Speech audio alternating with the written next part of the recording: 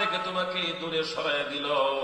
দয়াময় মালিক তিনি বলেন, আমি তো তোমাকে চমৎকার পণ্য নিয়ামত সন্তান দান করেছি। আমি তো আল্লাহ পাক রব্বুল আলামিন তোমাকে চমৎকার পণ্য নাজ নিয়ামতের ভিতরে চমৎকার দুইটা চক্ষু দান করেছি, দুইটা হাত দান করলাম। আমি আল্লাহ পাক রব্বুল আলামিন কত চমৎকার ভাবে তোমাকে হাঁটার জন্য দুইটা পাও দান করলাম। তুমি বাসায় কেন বসে রয়েছ? এখনো পর্যন্ত তুমি বাসায় কেন বসে রয়েছ? একটা খোড়া মানুষ হাঁটতে পারে না, চলতে পারে না। ওই খোড়া মানুষটা যদি মাহফিলে আসতে পারে, আর সুস্থ মানুষ যারা বাসায় বিভিন্ন জায়গায় বসে আছে, মুসলমান ভাইরা আমার, হঠাৎ করে প্যারালাইসিস হবে, হঠাৎ করে স্ট্রোক করবে, কারণ বুঝতে পারবে না। কারণ হইল এইটাই, আল্লাহর নিয়ামতের শুকরিয়া আদায় না করলে পরে আল্লাহ পাক রব্বুল আলামিন চিরতরে গজব নাযিল করবেন। কথা বলেন ঠিক কিনা?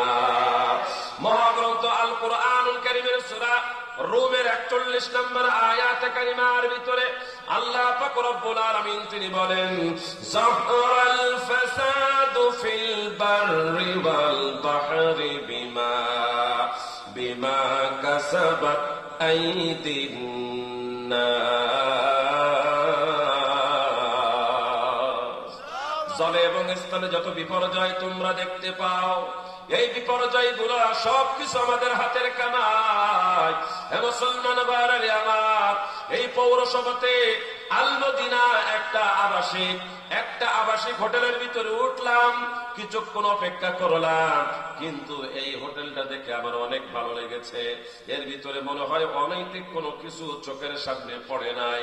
পক্ষান্তরে আজকে চাঁদপুরে হাজীগঞ্জে একটা হোটেল থেকে 39 জন যুবক যুবতীদেরকে সেখান থেকে বাহিরে করে আনা হয়েছে।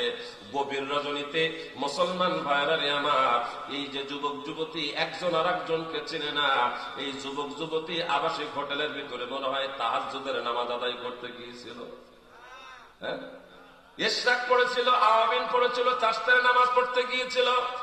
আর তাদের এই চাশতের নামাজ পড়তে গিয়া পুলিশ গিয়ে সেইখানে বড় বাধা দিয়ে ফেলেছে। মুসলমান ভাইরা আমার, এই আবাসিক হোটেল গুলা আল মদিনা আবাদ, কারণ হোটেলটার নামই দিয়েছে ভালো এবং তার কাজও ভালো। কিন্তু ঢাকার শহরে আমি যখন পড়াই সাভার সিটি সেন্টার, হাজার হাজার মানুষ সেইখানে নামাজ আদায় করে। আশেপাশে অনেক হোটেল আমি লক্ষ্য করেছি, রাতের গভীরে 2টা-3টার সময় অবলা সবলা কন্যাদেরকে সেখান থেকে ধরে ধরে আনে, অপরিচিত যুবকদেরকে ধরে ধরে আনে। রাতের বেলা তারা গুনাহের কাজ করে। মুসলমান ভাইরা আমার, বড় ভাই ভালো, ছোট ভাই অসুস্থ, হাঁটতে পারে না, চলতে পারে না, সুন্দর কথা বলতে পারে না, সেই বড় ভাই অসুস্থ প্রতিবন্ধী ভাইয়ের সম্পদ যখন লুট করে নেয়, মুসলমান ভাইরা আমার, বাজারে দোকানপাটে সাধারণ জনগণ মালামাল কিনতে আসে, দেখে একটা ভালো মাল দিয়ে দেয় খারাপ মাল। শুধু তাই না, এই পাইক গাছায় আপনাদের পাশে কিন্তু মাছের কাটা রয়েছে, ভালো মাছ দেখায়া ভিতরের বরফ মাছ, পচা মাছ যখন বিক্রি করে। শুধু তাই না, আল্লাহর বান্দারা যখন আল্লাহু আকবারের তাকবীর ধ্বনি সম্মানিত মুয়াজ্জিন সাহেব ওই মসজিদে দেয় আল্লাহু আকবার, আল্লাহু আকবার, আশহাদু আন লা ইলাহা ইল্লাল্লাহ। প্রশংসা কার? জোরে আওয়াজ করে বলেন, প্রশংসাটা কার? মুয়াজ্জিন সাহেব তিনি আযান দিচ্ছেন, কিন্তু প্রশংসা করছেন আল্লাহ। মুয়াজ্জিন সাহেব তিনি বলতে চাচ্ছেন, দুনিয়ার দোকান বড় না, আল্লাহ বড়। তোমার স্ত্রী বড় না, আল্লাহ বড়।